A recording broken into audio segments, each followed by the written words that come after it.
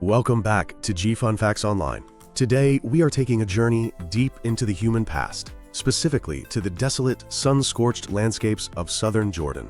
If you were to visit the Great Rift Valley today, where it slices through the earth in this region, you would see a quiet, arid environment. But beneath the sands of a place called Wadi Faynan, specifically at an archaeological site known as WF16, researchers have unearthed a structure that completely defies our traditional understanding of human history.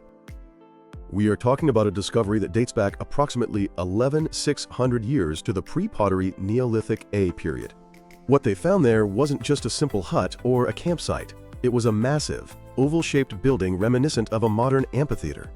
This discovery is so significant because it challenges one of the longest-held beliefs in archaeology and history: the idea that organized religion and complex society were the products of farming. For decades, we believed that humans invented agriculture, which created a food surplus, which allowed us to settle down, and only then did we build complex societies. The discovery at WF16, often called the Neolithic Amphitheater, suggests the exact opposite. It suggests that community, ritual, and shared belief may have been the very spark that ignited the agricultural revolution. Let's dive into the details of this incredible site. For years, the Neolithic period, or the New Stone Age, was defined by that simple equation I just mentioned. Farming leads to settlement, which leads to society. However, excavations led by Stephen Mithen and Bill Finlayson at Wadi Faynan 16 have turned this timeline on its head. In the early 2010s, after years of meticulous digging through layers of history, their team exposed a specific building labeled Structure 075. In the context of the Neolithic world, 075 was monumental. To give you a sense of scale, most structures from this era were small, cellular homes, essentially just places to sleep and store a few items. But Structure 075 was a vast oval, measuring roughly 22 by 19 meters, or about 72 by 62 feet. This makes it the largest known building of its kind from this entire era in the southern Levant. It is massive. But it isn't just the size that matters. It is the design. The layout of the building has led experts to compare it to an amphitheater. The central floor was made of smooth mud plaster, a significant engineering effort in itself. Surrounding this central floor were two tiers of benches. The lower bench was substantial, about a meter deep and half a meter high, while a second tier rose behind it. This wasn't a storage room. This arrangement was clearly, intentionally designed to seat a large audience. It suggests that the entire community could gather here, sitting on these tiered benches, focused on a central stage. The level of detail in the construction is also astonishing for 11,600 years ago. The vertical face of the bench was not just a flat mud wall. It was decorated with a wave-like pattern molded directly into the mud. This is a crucial detail because it shows that the builders weren't just thinking about utility. They were thinking about aesthetics. They valued symbolism and beauty in their public architecture. The walls themselves were lined with a robust mixture of mud and stone, and excavators found massive post holes, which indicate that at least part of the structure was roofed.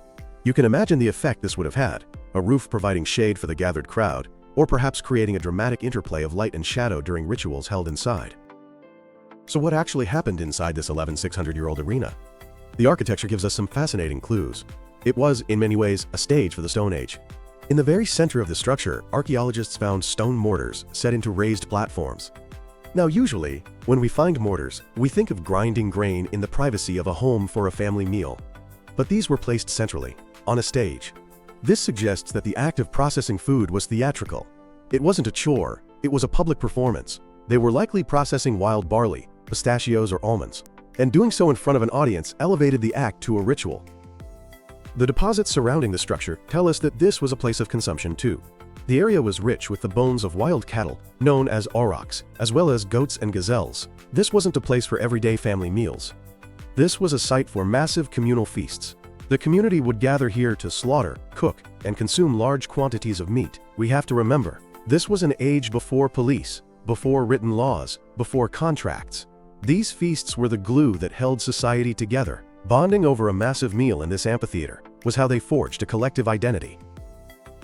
And consider the sensory experience. The acoustics of a sunken, bench-lined structure like this would have been impressive. If you were sitting on those benches, you would hear the rhythmic pounding of pestles hitting the mortars on the central stage. You would hear the chanting of the crowd. You would see the flickering of firelight casting shadows against those decorated wave-patterned benches. It was a spectacle designed to make you feel part of something larger than yourself. But the site of WF16 wasn't just about the living. It was deeply and somewhat darkly intertwined with the dead. The people of the pre-pottery Neolithic A had complex, often macabre burial customs. It was common for the dead to be buried beneath the floors of their own homes, a practice that kept ancestors physically close to the living family. But there were also skull cults. This is a practice seen across the Levant, most famously at Jericho, where skulls were removed from bodies, sometimes plastered to resemble faces, and kept as revered objects.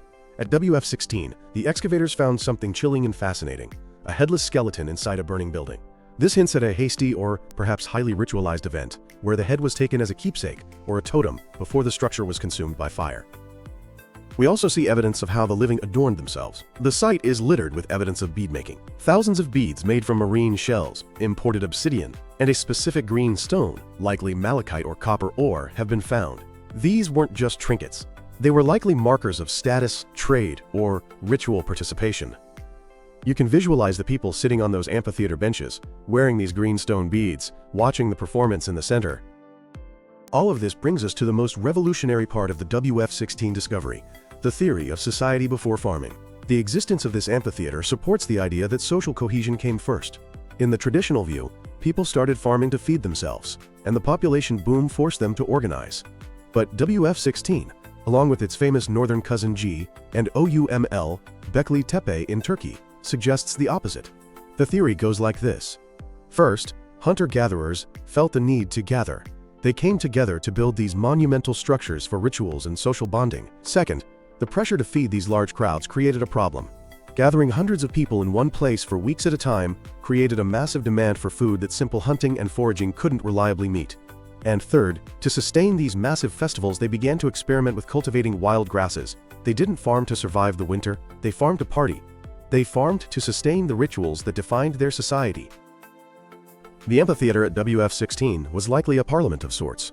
It was a place where localized disputes were settled, where marriages were arranged between different groups, and where the social fabric was woven tighter.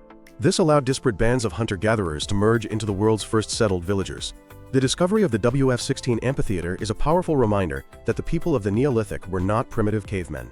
They were sophisticated architects, artists, and politicians. They understood acoustics, stagecraft, and the immense power of shared experience. Today, if you go to Wadi Faynan, it is a quiet landscape. But 600 years ago, it was a bustling hub of human innovation. The amphitheater stands as a testament to the moment humanity decided that sitting together, face to face, was the foundation of a new way of life. It was this decision to gather that eventually led to the civilizations we live in today. That is the story of the Neolithic Amphitheater at Wadi Faynan. Thank you for listening to G Fun Facts Online.